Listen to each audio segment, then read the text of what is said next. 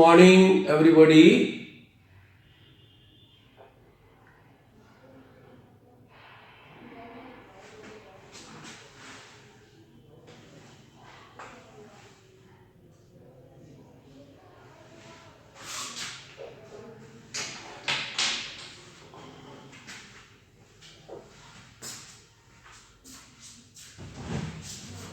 काजल phone ले जा बेटा।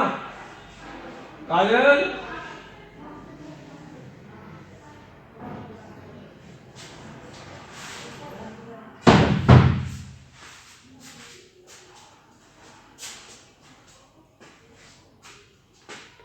Good morning everybody.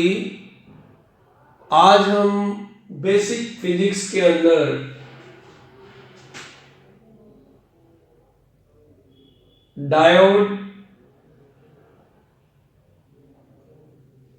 Ivy, characteristic curve of diode और ट्रायोड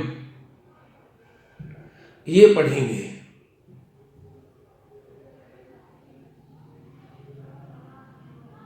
सबसे पहले बताऊंगा कि बेसिक फिजिक्स और ये डायोड, ट्रायोड, इसका रेडियोग्राफी से क्या संबंध है, ये क्यों तुम्हें पढ़ाया जा रहा है। उसका जवाब ये है कि डायोड के बिना एक्सरे मशीन नहीं चल सकती। इसलिए जब हम एक्सरे की कार्यप्रणाली पढ़ेंगे, समझेंगे, उसमें ये आएगा कि डायोड का उसके अंदर क्या रोल है, क्या काम है डायोड का। डायोड के बिना एक्सरे मशीन काम नहीं कर सकती, ऐसा क्यों।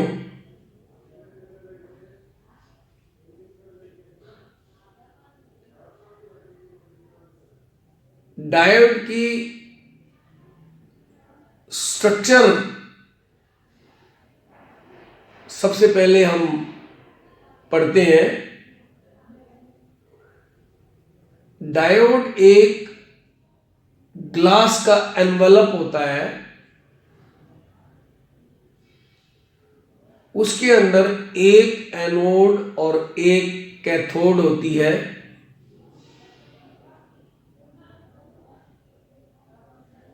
एनोड भी मेटल की होती है, कैथोड भी मेटल की होती है, क्योंकि metal is a good conductor of heat and electricity. ये मैं पहले बता चुका हूं कि गुड कंडक्टर क्या होता है, सेमी कंडक्टर क्या होता है और बैड कंडक्टर क्या होता है। और कंडक्टर भी मैंने बताया हुआ है कि कंडक्टर क्या होता है, जो बस को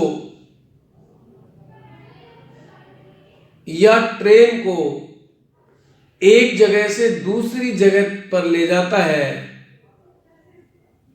सावधानी के साथ, उसको कंडक्टर कहते हैं।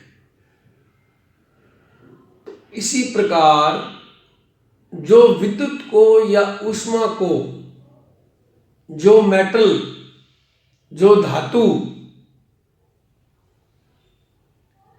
अपने में से जाने देती है, या विद्युत को और ऊष्मा को एक जगह से दूसरी जगह उस धातु के अंदर ही अंदर जिस मेटल से होके ये करंट पास होता है, यहां हम ऊष्मा को न पढ़ते हुए विद्युत से संबंध रखते हैं, तो विद्युत ऊर्जा को एक छोर से दूसरे छोर तक ले जाने के लिए जिस मेटल की आवश्यकता होती है, जिस धातु की आवश्यकता होती है, उस धातु को हम कंडक्टर कहते हैं। अब सभी मेटल, सभी धातुएं एक जैसी कंडक्टर नहीं होती। कई अच्छी कंडक्टर होती हैं, जैसे कि सबसे अच्छा कंडक्टर माना गया है कॉपर को। इसलिए घरों में जब बिजली की फिटिंग होती है तो अक्सर कॉपर की तारें मंगाई जाती हैं, जो कि गुड कंडक्टर है।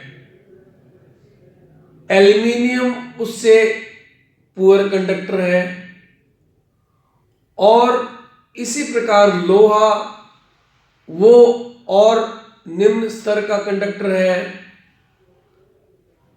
इसी प्रकार कुछ धातुएं सेमी कंडक्टर होती हैं, यानी कि आंशिक रूप से विद्युत का प्रवाह अपने में से होने देती हैं।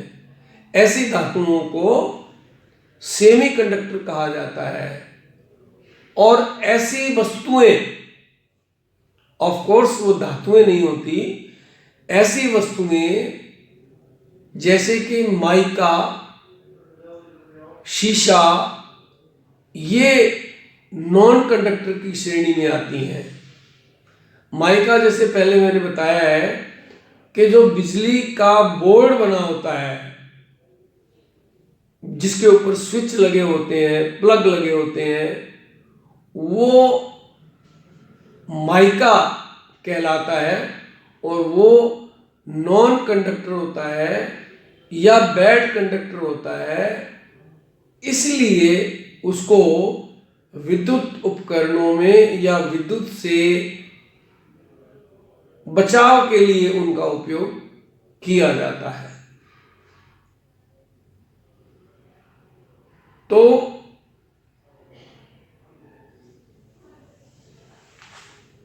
डायोड के अंदर ये ग्लास एनवलप है, बाहर वाला ढक्कन जिसको कह सकते हैं, ग्लास का, कांच का, और एक बीच में ये कैथोड है जो कि नेगेटिवली चार्ज होता है, और ये एनोड है जो पॉजिटिवली चार्ज होता है, और अंदर एक हीटर की रॉड होती है जो कैथोड को गर्म करती है। तो जैसे ही कैथोड को गर्म करते हैं,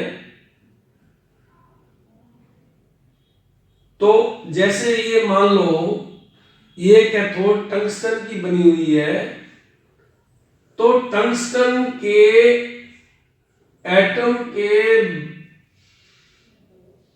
बाहरी ऑर्बिट में, जैसे मैं ये टंगस्टन का एक न्यूक्लियस बना रहा हूं, इसके अंदर प्रोटॉन्स और न्यूट्रॉन्स हैं, और ये एक ऑर्बिट है, ये दूसरा ऑर्बिट है, ये तीसरा ऑर्बिट है। ये एटम की स्ट्रक्चर बना रहा हूं मैं। तो यहां जो इलेक्ट्रॉन्स होते हैं,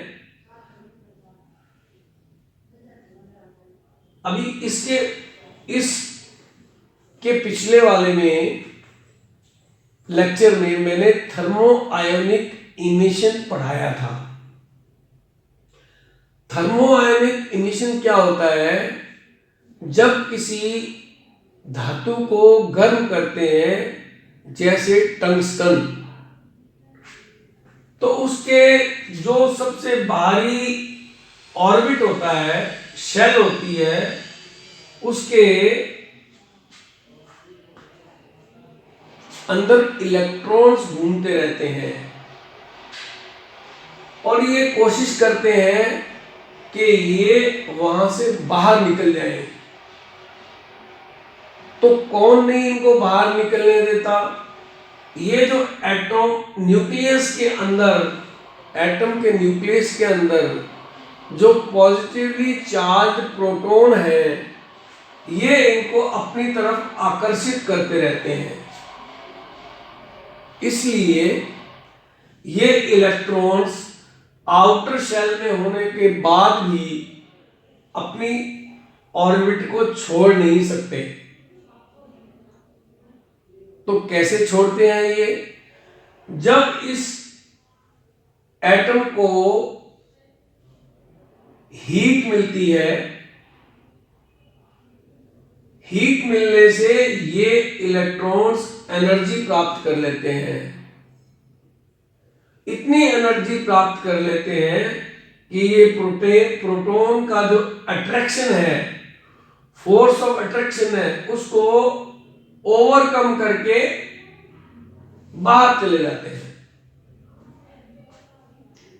इसी को थर्मो आयोनिक एमिशन कहा जाता है।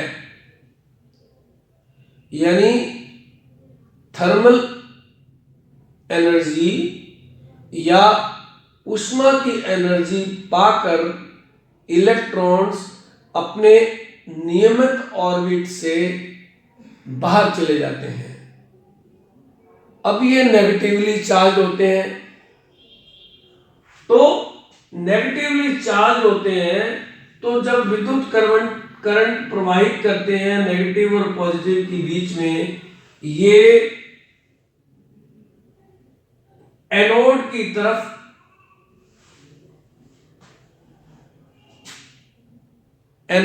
तरफ अट्रैक्ट होते हैं या आकर्षित होते हैं।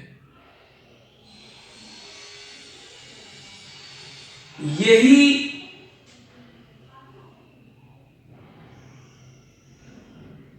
डायोड की कार्यप्रणाली का आधार है।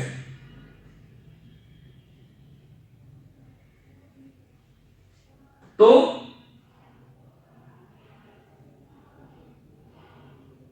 डायोड के स्ट्रक्चर के अंदर क्या क्या होता है, दोबारा बताता हूं। एक तो ये एनवेलप होता है, यानी कवरिंग होती है ग्लास की, ग्लास एनवेलप। और एक कैथोड होता है जो नेगेटिवली चार्ज होता है, एक एनोड होता है जो पॉजिटिवली चार्ज होता है, और एक इसके अंदर हीटर होता है। हीटर जो होता है वो एनोड को, वो कैथोड को गर्म करने के लिए होता है, ताकि उसमें से इलेक्ट्रॉन्स बाहर निकल सकें। और ये इलेक्ट्रॉन जब एनोड की तरफ जाते हैं तो विद्युत प्रवाहित होती है। और ये पूरा स्ट्रक्चर जो है, इसके अंदर वैक्यूम होता है, हवा नहीं होती, ताकि कोई चीज बर्न ना हो जाए। ऑक्सीजन अगर इसके अंदर होगी या हवा होगी तो सिस्टम सारा बर्न हो सकता है, इसलिए इसमें वैक्यूम रखा जाता है। तो अब मैं बताता हूं डायोड मीन्स, इसमें देखिए दो शब्दों को मिलके बना है, डाई प्लस, डाई का मतलब होता है दो, डाई का मतलब होता है डाई, डी आई डाई, या बाई, इन दोनों का मतलब होता है दो, टू। ओड वर्ड जो आया है ये आया है इलेक्ट्रोड से, यहां देखिए ओड्स। तो डायोड मीन्स ऐसी वस्तु जिसके अंदर दो इलेक्ट्रोड्स हैं, उसको हम डायोड कहते हैं। अब इसका काम किस पे डिपेंड करता है? थर्मो आयोनिक एमिशन पे, जो मैंने अभी समझाया है। थर्मो आयोनिक एमिशन पे इसका काम डिपेंड करता है। तो इसका काम है क्या? इसका काम है कैथोड से एनोड की ओर इलेक्ट्रॉन्स जाना और विद्युत प्रवाह होना।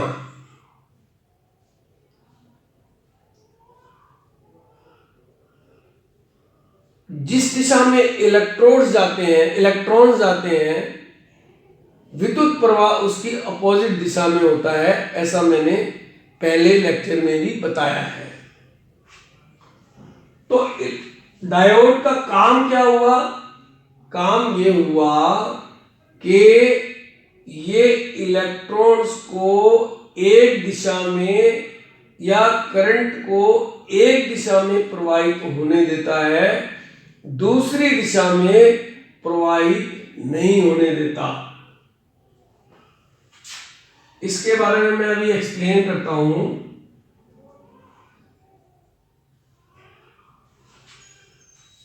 कि हमारी जो ऑल्टरनेटिंग करंट है, देखिए दो प्रकार की करंट होती है। एसी जो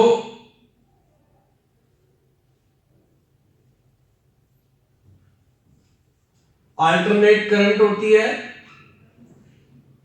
और डीसी जो डायरेक्ट करंट होती है।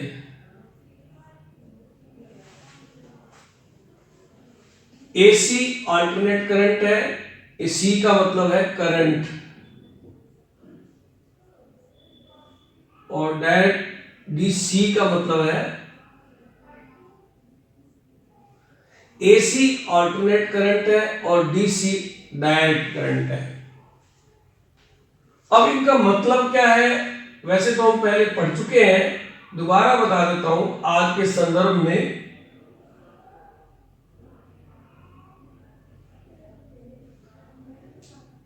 ये तार के अंदर करंट जा रही है,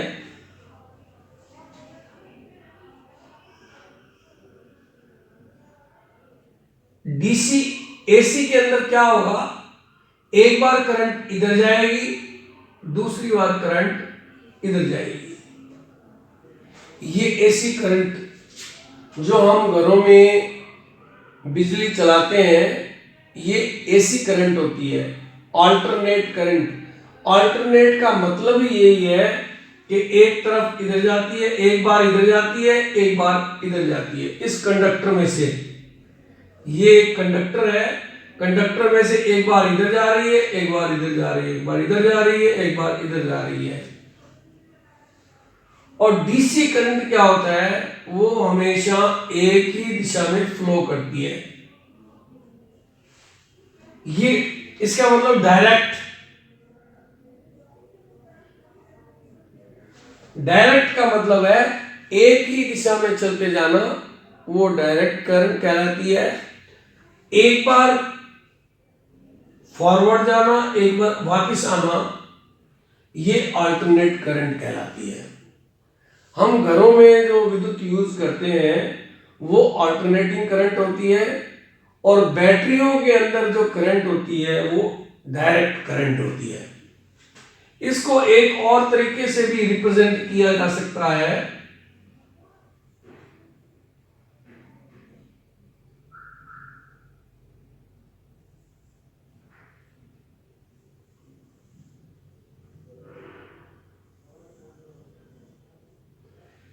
ये एक साइकिल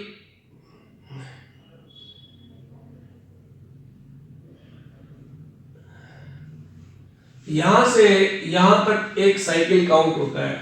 ये हाफ साइकिल है, ये पॉजिटिव ऊपर की तरफ है, ये इस तरफ जा रही है, और जब ये नीचे आके इधर जाती है तो इस तरफ जा रही है। इस तरह से ये अल्टरनेटिंग करंट होती है। और ये जो दर्शाती है ये डायरेक्ट करंट होती है। इसके अंदर वापस आने का या दूसरी डायरेक्शन में आने का कोई वो होता नहीं है, एक ही दिशा में बहती है, एक ही दिशा में फ्लो करती है। और अल्टरनेटिंग करंट जो है, जो ये है, ये बार बार एक दूसरे की विपरीत दिशा में फ्लो करती रहती है। तो ये मैं क्यों बता रहा हूं, इसलिए बता रहा हूं कि डायोड का काम ये होता है कि इस अल्टरनेटिंग करंट को ये डायरेक्ट करंट में बदल देती है। डायोड का काम क्या है? स्ट्रक्चर हमने पढ़ ली। वैक्यूम ट्यूब होती है, एक हीटर होता है, एक फिलामेंट होता है, कैथोड होती है, एनोड होती है और वैक्यूम होता है। ये हमने पढ़ ली इसकी स्ट्रक्चर। अब अपने इसका काम पढ़ रहे हैं, तो उसके पहले मैंने तुम्हें अल्टरनेटिंग करंट और डायरेक्ट करंट के बारे में बताया है। तो डायोड का काम क्या है? ये जो अल्टरनेटिंग करंट है इसको डीसी में कन्वर्ट करती है डायोड। ये एसी है और इस एसी को डीसी में ये डायोड कन्वर्ट कर देती है। ये मुख्य काम है।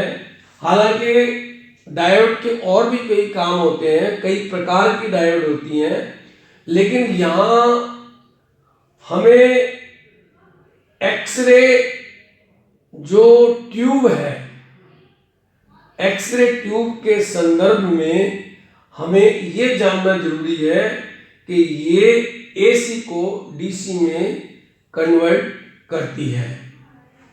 एसी को डीसी में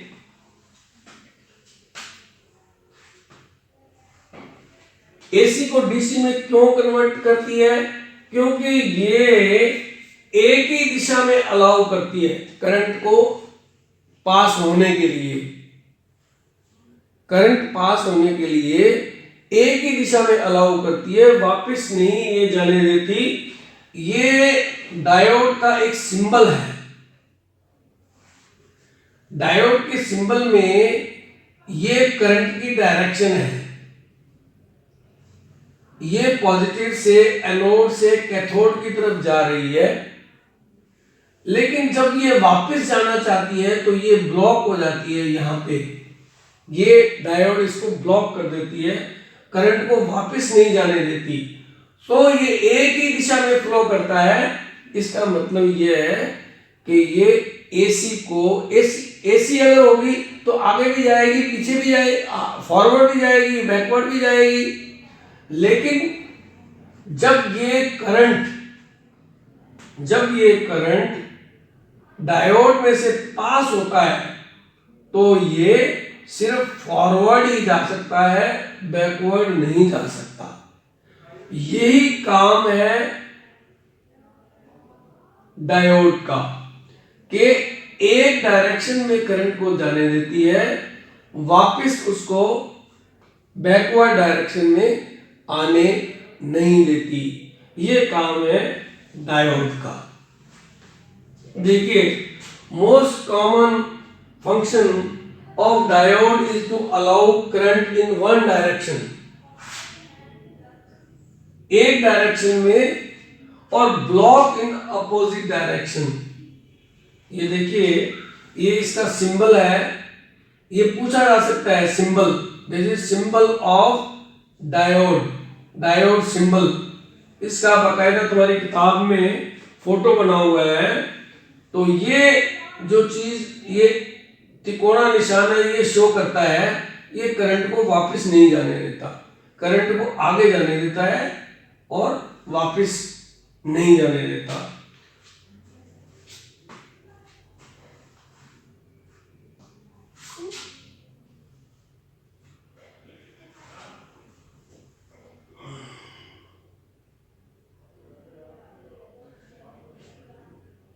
तो ये जो प्रोसेस है, जो एसी को डीसी में कन्वर्ट करने का प्रोसेस है, काम है, ये काम करती है डायोड। तो इस प्रोसेस को हम रेक्टिफिकेशन भी कहते हैं। यहां मैं लिख रहा हूं रेक्टिफिकेशन।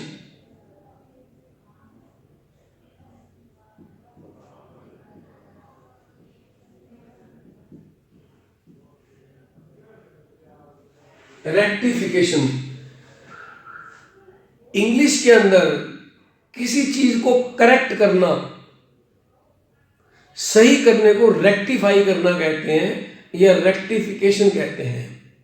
तो ये क्या करती है डायोड, इसको रेक्टिफायर भी कहते हैं, डायोड को रेक्टिफायर भी कहते हैं।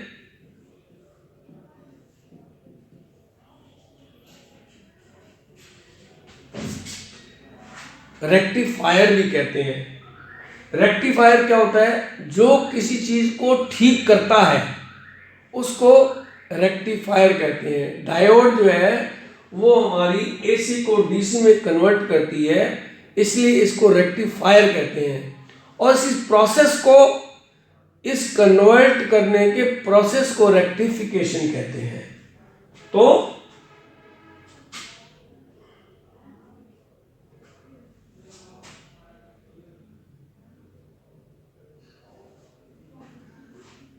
ये मैंने बता दिया आपको डायोड को रेक्टिफायर क्यों कहते हैं, और डायोड का फंक्शन क्या होता है, और डायोड की स्ट्रक्चर क्या होती है।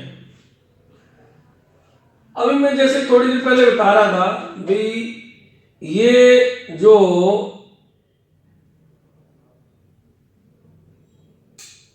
इसका उपयोग हम एक्सरे की, जो एक्सरे ट्यूब है,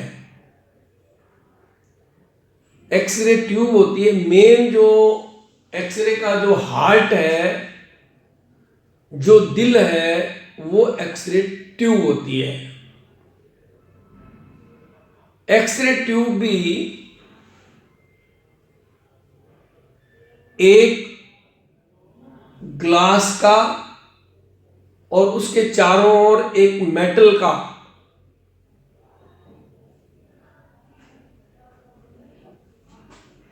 एक बॉक्स होता है, एक डिब्बा होता है।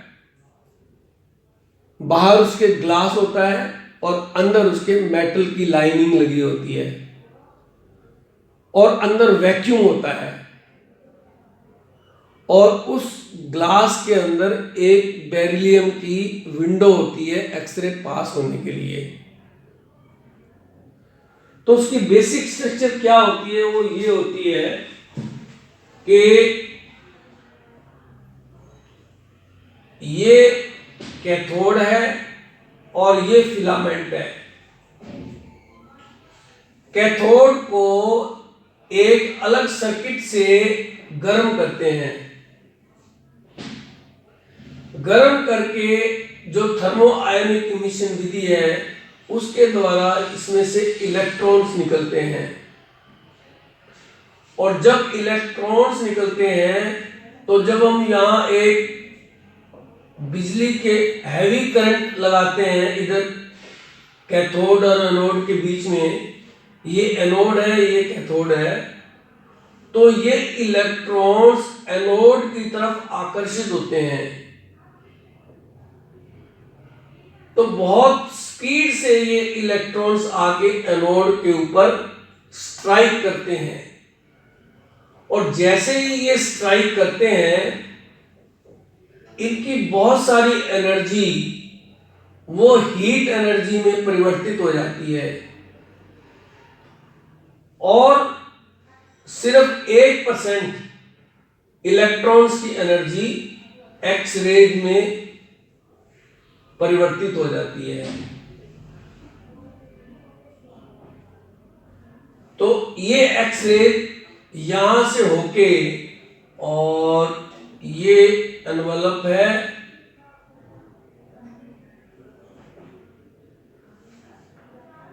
अंदर मेटल लगा होता है और बाहर ग्लास लगा होता है, और यहां पे बेरिलियम की विंडो होती है। इस विंडो में से एक्सरे पास होके पेशेंट के ऊपर चली जाती है। तो 99% इलेक्ट्रॉन्स की ऊर्जा जो होती है वो हीट में परिवर्तित हो जाती है, और 1% ऊर्जा वो एक्सरे में कन्वर्ट हो जाती है। अब हमारे पास हमने यहां पे एसी वोल्टेज अप्लाई किया, अल्टरनेट करंट की वोल्टेज अप्लाई की, तो इलेक्ट्रॉन्स इधर आएंगे और करंट दूसरी डायरेक्शन में जाएगा। करंट हमेशा इलेक्ट्रॉन्स के अपोजिट डायरेक्शन में बहता है। अब एक एसी करंट से क्या होगा, एक बार तो करंट इधर गया और दूसरी बार करंट इधर आया, तो करंट ने इधर आ गया तो अट्रैक्ट कर लिया इन इलेक्ट्रॉन्स को, लेकिन जब करंट विपरीत दिशा में जाएगा तो यहां इलेक्ट्रॉन्स को कौन अट्रैक्ट करेगा, कोई नहीं अट्रैक्ट करने वाला, क्योंकि करंट तो विपरीत दिशा में है।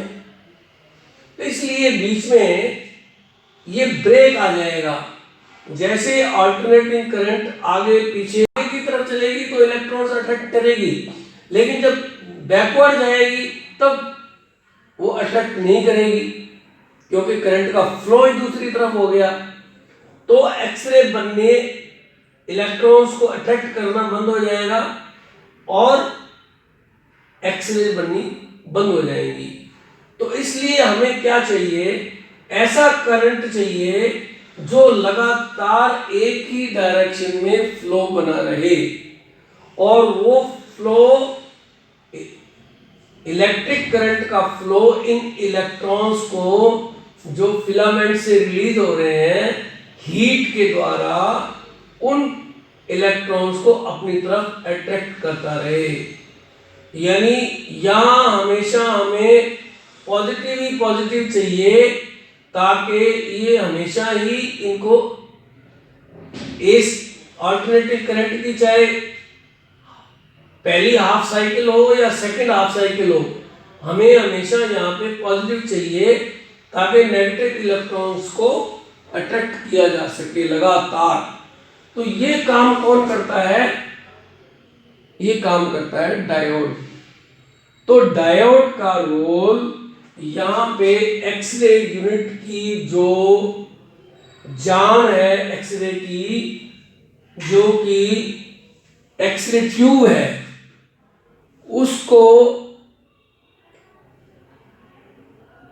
एक ही प्रकार की करंट लगातार एक यूनिडायरेक्शनल फ्लो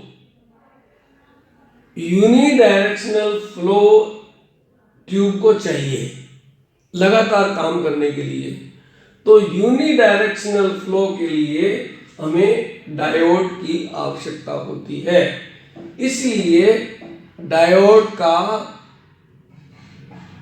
हमारे एक्सरे के अंदर काफी महत्व है।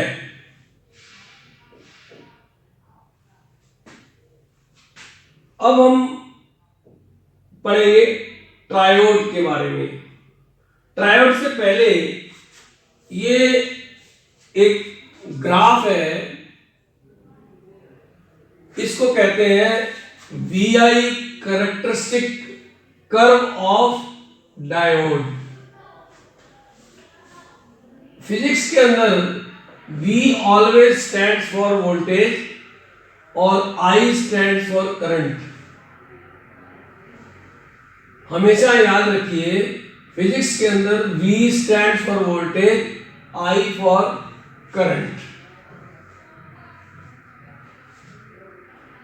तो ये कैरेक्टरिस्टिक कर्व है डायोड का। ये दर्शाता है कि एक्स एक्सिस पे अपने करंट प्लॉट करेंगे और वाई एक्सिस पे, एक्स एक्सिस पे वोल्टेज प्लॉट करेंगे और वाई एक्सिस पे करंट प्लॉट करेंगे। अगर दोनों में से कोई भी चीज हम बढ़ाते जाएंगे, करंट बढ़ाएंगे या वोल्टेज बढ़ाएंगे तो फॉरवर्ड करंट प्राप्त होगी।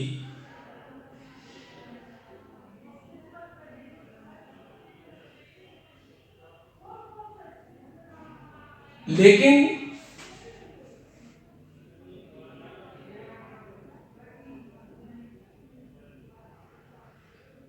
यहां पे ये करंट प्राप्त नहीं होगी। बैकवर्ड डायरेक्शन में करंट प्राप्त नहीं होगी, ये करंट नहीं प्राप्त होगी, क्योंकि ये कैरेक्टरिस्टिक है डायोड की कि वो एक डायरेक्शन में यानी कि फॉरवर्ड दिशा में करंट को जाने देती है, बैकवर्ड दिशा में करंट को, रिवर्स डायरेक्शन में करंट को नहीं आने देती। ये ग्राफ, ये कैरेक्टरिस्टिक ग्राफ ये शो करता है IV IF यानी फॉरवर्ड करंट और फॉरवर्ड वोल्टेज को प्लॉट करने के बाद।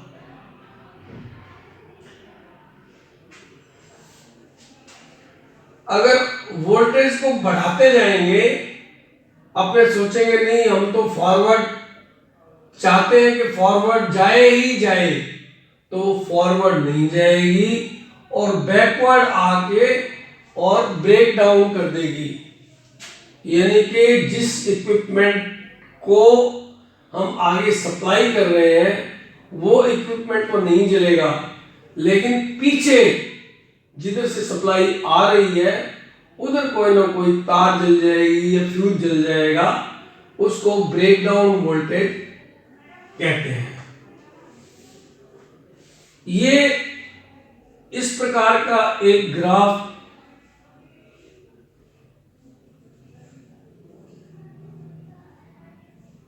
तुम्हारी किताब में दिया हुआ है, ये वाला ग्राफ किताब में दिया हुआ है। ये इस दो ग्राफ का कॉम्बिनेशन है। अगर इस ग्राफ को यहां नीचे लाके लगा दिया जाए तो ये इस तरह से बन जाएगी। तो ये दो पार्ट है, एक पार्ट है, ये दूसरा पार्ट है, ये दोनों को जोड़ के बनाया हुआ है। ये इस तरह से, ये समझाने के लिए ये अलग अलग है। तो ये ग्राफ भी यही शो करता है, ये डायोड सिंबल भी यही शो करता है, और ये शो करता है कि यूनि डायरेक्शन फ्लो प्राप्त करने के लिए डायोड की आवश्यकता होती है। डायोड में से फॉरवर्ड तो करंट जा सकता है, बैकवर्ड करंट नहीं जा सकता।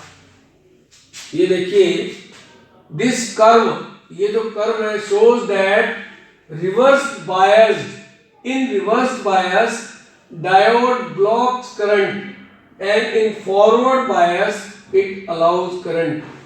यानी कि फॉरवर्ड जाने के लिए करंट को डायोड अलाउ करती है, बैकवर्ड आने के लिए, रिवर्स डायरेक्शन में आने के लिए अलाउ नहीं करती।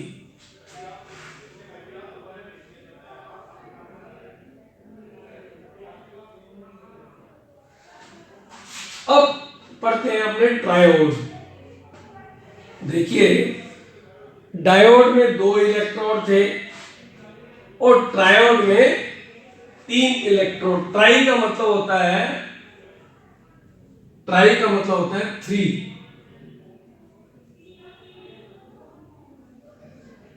TRI का मतलब होता है 3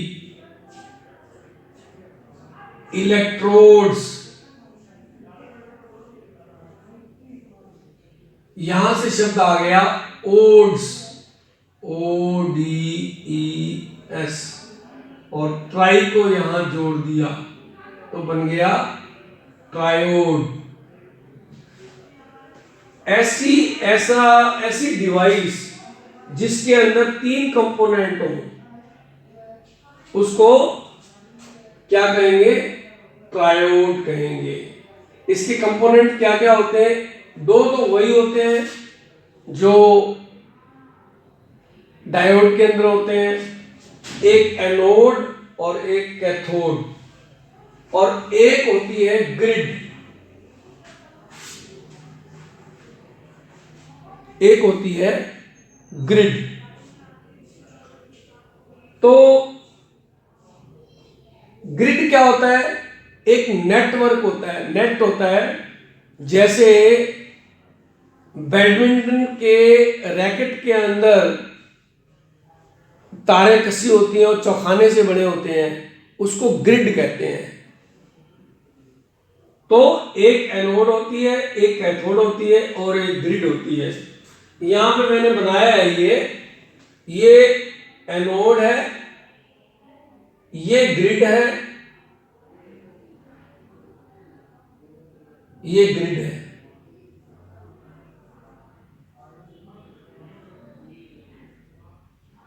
ये ग्रिड है। यहां पे ये कैथोड है, ये हीटर है, ये हीटर हीट करता है। अब ग्रिड की सप्लाई जो होती है वो इसमें अलग होती है।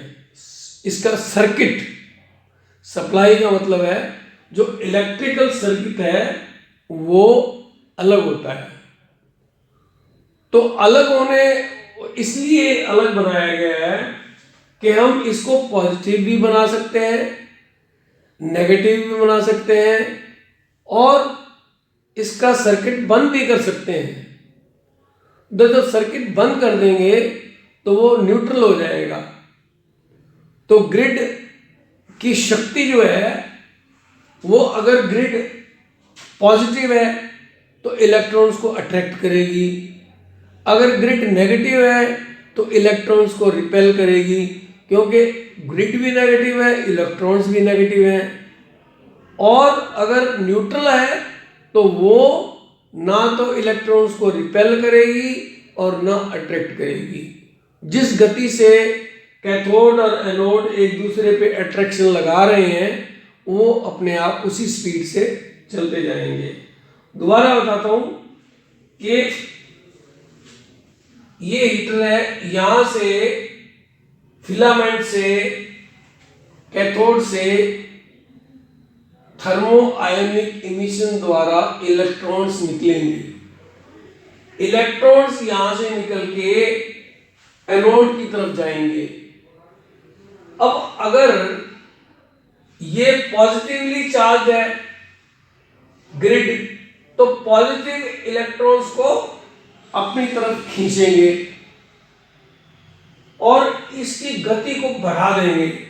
तो एनोड की तरफ बहुत तीव्र गति से इलेक्ट्रॉन जाएंगे। अगर हम इसको नेगेटिव बना दें ग्रिड को, तो इलेक्ट्रॉन्स को रिपेल करेंगे, विपरीत दिशा में धकेलेंगे और वो एनोड की तरफ नहीं जा पाएंगे। और अगर हम न्यूट्रल कर देंगे ग्रिड को, तो जिस गति से एनोड अपनी तरफ अट्रैक्ट कर रही है उस गति से कैथोड से इलेक्ट्रॉन एनोड की तरफ जाएंगे, ग्रिड का कोई रोल नहीं रहेगा। तो इस प्रकार ट्रायोड जो है उसमें 3 इलेक्ट्रोड्स होते हैं, कैथोड, एनोड और ग्रिड। ग्रिड का काम होता है, ज्यादातर हम ग्रिड का काम क्या लेते हैं, हम ग्रिड को करते हैं पॉजिटिव करंट बहता है तो वो इलेक्ट्रॉन्स को अपनी तरफ अट्रैक्ट करता है। इलेक्ट्रॉन्स अट्रैक्ट होते ही उसके ग्रिड के थ्रू होते हुए, क्योंकि ग्रिड के अंदर छेद होते हैं, जैसे मैंने बताया बैडमिंटन का रैकेट जो होता है उसके अंदर चौरस छेद होते हैं, उसी को ग्रिड भी कह सकते हैं। उसके अंदर से इलेक्ट्रॉन्स होते हुए तीव्र गति से एनोड की तरफ चले जाते हैं। तो ये जो प्रोसेस है इसको एम्प्लीफिकेशन कहते हैं, यानी कि किसी वस्तु की गति को बढ़ाना, किसी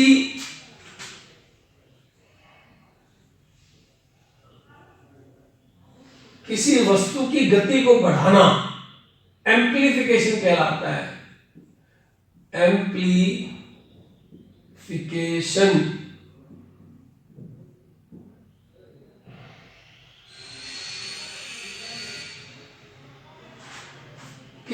वस्तु की गति को बढ़ाने को फिजिक्स में एक्सेलरेशन भी कहते हैं और एम्प्लीफिकेशन भी कहते हैं।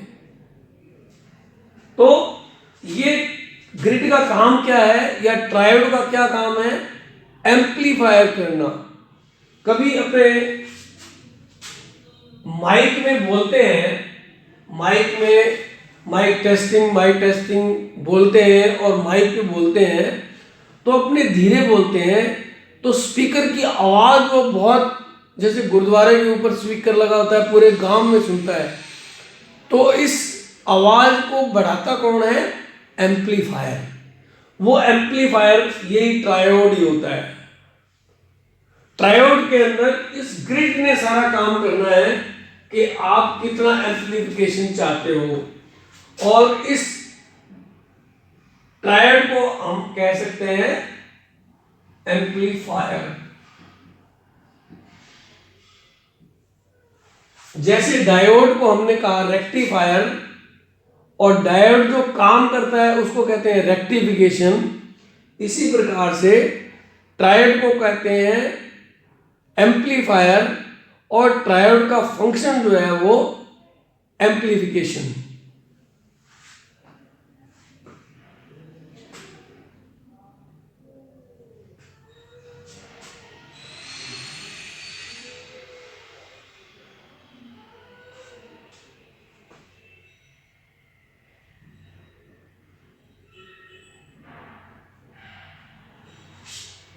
ये डायोड, ट्रायोड और ये ग्रिड और एम्प्लीफायर, रेक्टिफायर, ये सब मैंने आपको बता दिए। अब ये आज एक लास्ट ये बात कर लेते हैं सेमी कंडक्टर्स। सेमी कंडक्टर क्या होते हैं? सेमी मीन्स पार्शल,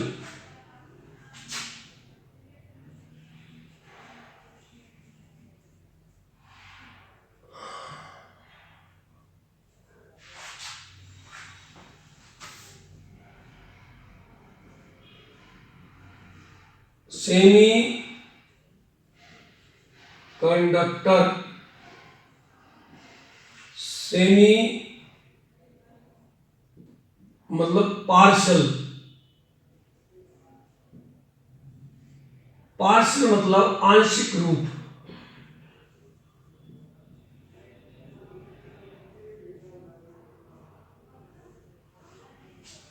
आंशिक रूप मतलब एक कॉपर है, वो अपने थ्रू करंट बिल्कुल फ्लो पास होने दे रही है।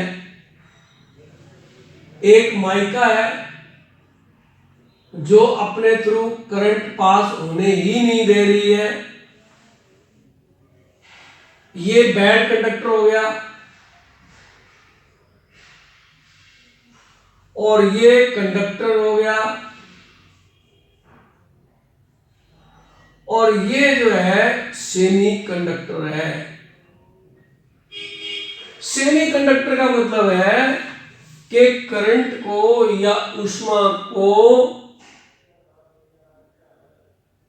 आंशिक रूप से जाने देते हैं, अपने में से होके प्रवाहित होने देते हैं करंट को। तो आंशिक रूप से जाने देते हैं, पूर्ण रूप से नहीं जाने देते। कॉपर जो है ये पूर्ण रूप से जाने देता है, और माइका जो है ये पूर्ण रूप से नहीं जाने देता।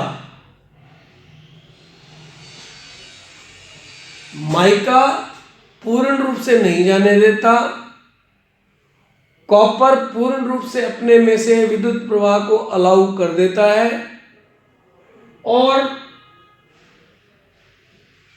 ये जो दो मेटल हैं, दो मटेरियल हैं, सिलिकॉन और जर्मेनियम, ये सेमीकंडक्टर कहलाते हैं। आंशिक रूप से अपने में से विद्युत के प्रवाह को होने देते हैं। तो ये है सेमी कंडक्टर्स के बारे में। ये जो बैड कंडक्टर है, इनको एक और नाम भी दिया गया है, इंसुलेटर। पहले में ये टर्म आ चुकी है, मैंने बताई है, इंसुलेटर।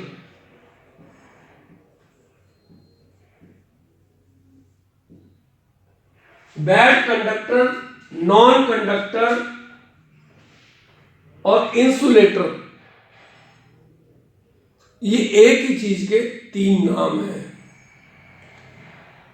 तांबे की तार के ऊपर जो रबड़ चढ़ा होता है उसको हम इंसुलेटर कहते हैं, क्योंकि इंसुलेटर वो होता है जो सुरक्षा प्रदान करता है।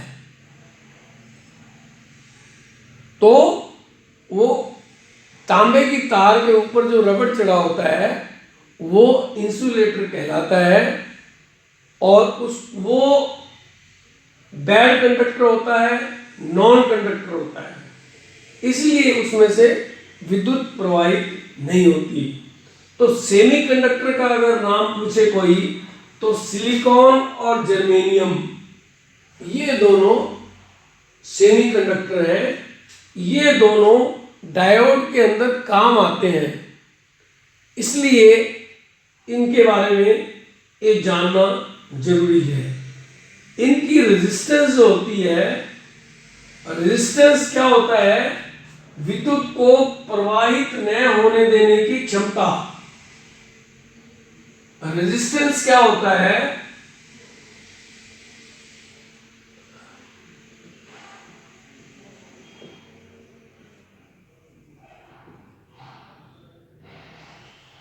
रेजिस्टेंस क्या होता है? रोधक।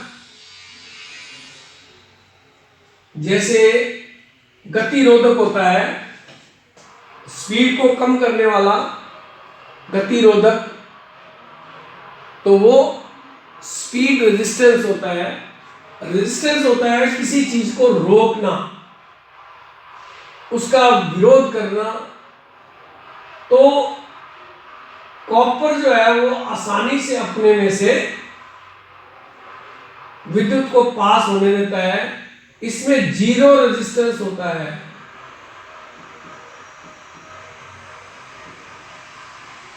ये विरोध प्रकट नहीं करता, इसमें जीरो रेजिस्टेंस होता है कॉपर में, विद्युत के प्रवाह को बिल्कुल भी विरोध प्रकट नहीं करता। और ये जो नॉन कंडक्टर है, इंसुलेटर है, ये तो बिल्कुल ही अपने में से विद्युत प्रवाहित होने नहीं देता, ये 100% रेजिस्टेंस प्रोवाइड करता है।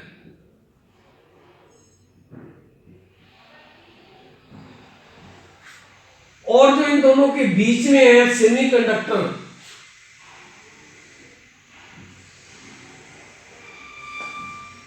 वो कुछ आंशिक रेजिस्टेंस प्रदान करते हैं, आंशिक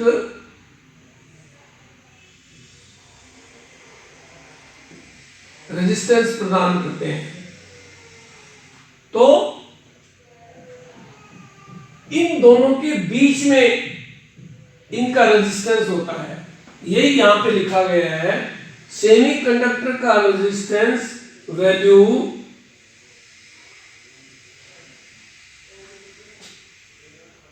comes between conductors and insulators। इनकी रेजिस्टेंस पावर जो है वो कंडक्टर्स और नॉन कंडक्टर्स के बीच में होती है। इनकी फुल रेजिस्टेंस है, इनकी जीरो रेजिस्टेंस है, इनकी फुल रेजिस्टेंस है, दोनों के बीच में इनकी आंशिक रेजिस्टेंस है। तो दोनों के सेमीकंडक्टर्स की रेजिस्टेंस जो होती है उसकी वैल्यू जो होती है वो कंडक्टर और इंसुलेटर के बीच में होती है। और ये उनकी एग्जांपल दी गई है, सिलिकॉन और germanium. Thank you very much.